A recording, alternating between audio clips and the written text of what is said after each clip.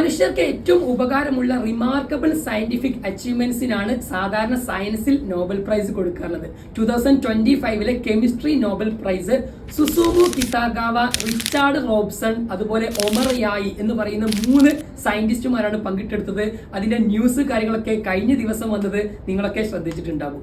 MOF metal organic framework എന്ന് പറയുന്ന chemically synthesise ചെയ്തിട്ടുള്ള മോളിക്യൂൾസിന്മേലുള്ള പഠനമാണ് അവരെ ഇത്തവണത്തെ ഈ പറഞ്ഞ നോബൽ പ്രൈസിന് അർഹമാക്കിയിട്ടുള്ളത്. എന്ന് പറഞ്ഞാൽ മെറ്റൽസ് ഓർഗാനിക് മോളിക്യൂൾസുമായിട്ട് ലിങ്ക് ചെയ്തുകൊണ്ട് അവർ സ്പെഷ്യലി ഉണ്ടാക്കിയെടുത്ത ഒരു 3D കേജ് ലൈക്ക് ആയിട്ടുള്ള ഒരുപാട് പോറസ് സ്പോഞ്ചസ് പോലെ ഒരുപാട് പോറസ് ഉള്ള ഈ ഒരു മോളിക്യൂൾസ് എന്ന് പറയുന്നത് ഗ്യാസസിനെയും അതുപോലെ സ്മോൾ പൊള്യൂട്ടൻസിനെയും ഒക്കെ അബ്സോർബ് ചെയ്യാനുള്ള കപ്പാസിറ്റി ഉണ്ട്. ഇത് എവിടെയാണ് ഉപയോഗിക്കുക എന്ന് വെച്ച് കഴിഞ്ഞാൽ ഇപ്പൊ നമുക്കറിയാം കാർബൺ ഡൈ ഓക്സൈഡ് പോലെയുള്ള പൊള്യൂട്ടൻസുകൾ നമ്മുടെ ഇൻഡസ്ട്രീസിലും എൻവയോൺമെന്റിലും ഒക്കെ ഒരുപാടുണ്ടല്ലോ.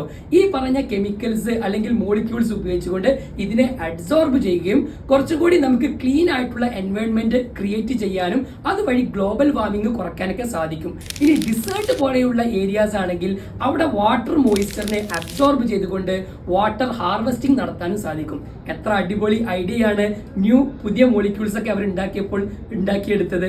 ഇതുപോലെയുള്ള വളരെ രസകരമായിട്ടുള്ള ഇൻട്രസ്റ്റിംഗ് ആയിട്ടുള്ള ഐഡിയാസ് നിങ്ങൾക്കുണ്ടോ എങ്കിൽ വീഡിയോക്ക് താഴെ എന്ത് ചെയ്യുക, ഒന്ന് കമന്റ് ചെയ്യൂ.